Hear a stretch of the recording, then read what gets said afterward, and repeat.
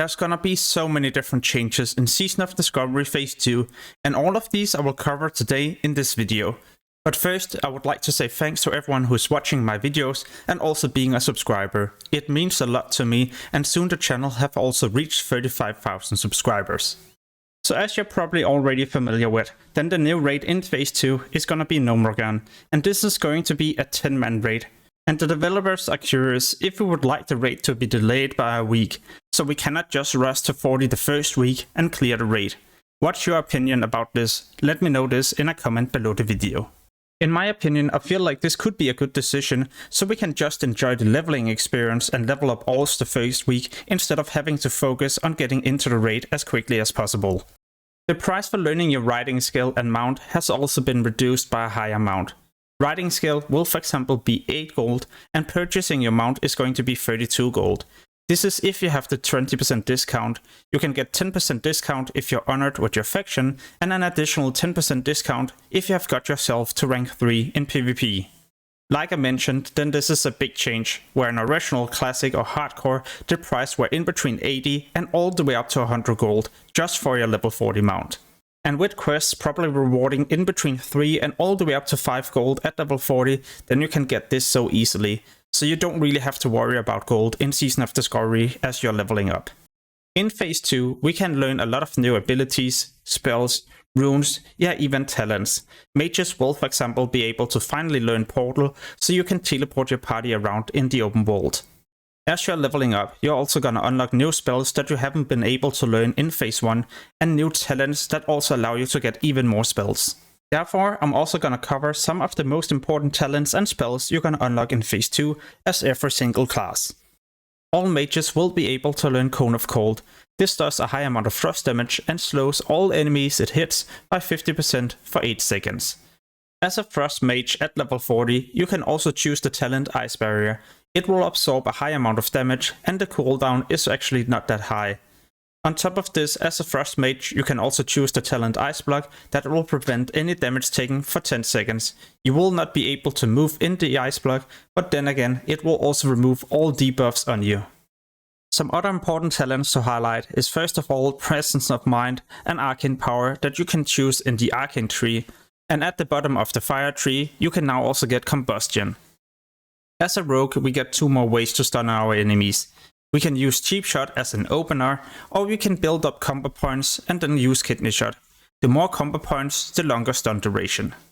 Another thing I'm also looking forward to at level 34 is gonna be Blind, so you can disorientate the target for up to 10 seconds. It's gonna be so useful in PvP as it allows you to get back into stealth and do another opener. One of the most insane talents is gonna be Preparation. This will reset the cooldown of all your abilities so you can use them once more. As a combat rogue, you can also get 2 important talents. Blade Flurry that allow you to hit an additional enemy, and this you can then combine with Adrenaline Rush so you reach an even faster energy. Hunters will get so many insane spells. Flare that allow you to lighten up an area that reveals all stealth enemies in the flare. Frost Trap, a way for you to do a huge amount of slow to all enemies in the trap. On top of this, if you then pull aggro, or if you're about to die, then you can use Feign Death to reset the fight. In a PvP situation, it will also get you out of combat, so you can cast a new trap and maybe even CC the target attacking you. At level 40, Hunters can also learn Aspect of the Pack that will increase all the party members' movement speed by 30%. And as you're leveling up, but also when you get to level 40 and you have to burst down a target, then you can use Rapid Fire to increase your attack speed by 40%. And I feel like I also need to highlight Viper Sting as it drains such a high amount of mana over 8 seconds. There's also 3 talents to highlight. In the survival tree, you can get Wyvern Sting that allow you to CC a target for up to 12 seconds. In the Markment tree, you can get Scatter Shot. This you can use, followed by Feign Death into a trap. And at the bottom of the Beastmaster tree, you can get Bestial Wrath that will increase the damage done by your pet by 50% for 18 seconds. What about the Paladin? We can finally get Divine Shield that allow you to absorb all damage, and this is gonna last for 10 seconds, enough for you to also cast your Heartstone. We also get Blessing of Salvation you can cast on a party member to reduce their threat generation by 30%. And a big benefit as a Paladin is that your level 40 mount will pretty much be free, you just need to complete a quest to summon your Warhorse. And let's not forget the possibility to sacrifice yourself in order to protect a friendly player for up to 3 minutes. Pretty cool if your raid group is about to wipe, as you can protect a healer that will then be able to resurrect the whole party once all of you are dead and out of combat. In the Holy Tree you can unlock Holy Shock that allow you to either do instant holy damage or instant heal a friendly player. As a Retribution Paladin you can get Repentance to CC a target for up to 6 seconds, and as a Protection Paladin we can finally get another way to block more, or well, more survivability with Holy Shield. Next up is the Druid. Hurricane is unlocked at level 40. It makes the Druid able to do a lot of AoE damage, but it also requires a lot of mana and it has 1 minute cooldown. When your party is also taking a lot of damage, you can use Tranquility to do a huge amount of AoE heal, but this spell also has a 5-minute cooldown. And when you then go out of mana or close to being out of mana, you can use Innovate to increase your regeneration rate. We also unlock a new form, Travel Form, that will increase your movement speed by 40%. It's gonna be so useful as we're leveling up before we get our level 40 mount. What we also get is Dash, a 5-minute cooldown you can use to increase your movement speed by 50%. And in cat form you're also gonna benefit from a new spell, Ferocious Bite, a finish move that will deal a high amount of damage. Some important talents to highlight are the following. Nature's Swiftness and Swiftment is unlocked in the Resto tree to do instant healing. As a Feral Druid you can get Leader of the Pack, and as a Balanced Druid, Moonkin form. Both of these benefit your party, as they either increase their critical strike chance with melee attacks or spells. As a Priest we finally get Mind Control that allow us to mind control a target up to level 44, so you can use this all the way up as you're leveling, but also in higher level dungeons. And for those of you that like to heal, then you're most likely also looking forward to Prayer of Healing, which makes you able to heal all party members within 30 yards. Some of the important talents as a Shadow Priest, Silence and Shadow Form, as a Discipline, Power Infusion that you can also cast on a friendly target, and as a Holy Priest, Lightwell, yet another way to heal your party members. As a level 30 warrior, you can complete your class quest that eventually unlocks Berserker Stance and Intercept. So in combat, you can swap to Berserker Stance and finally intercept the target, even though you're in combat.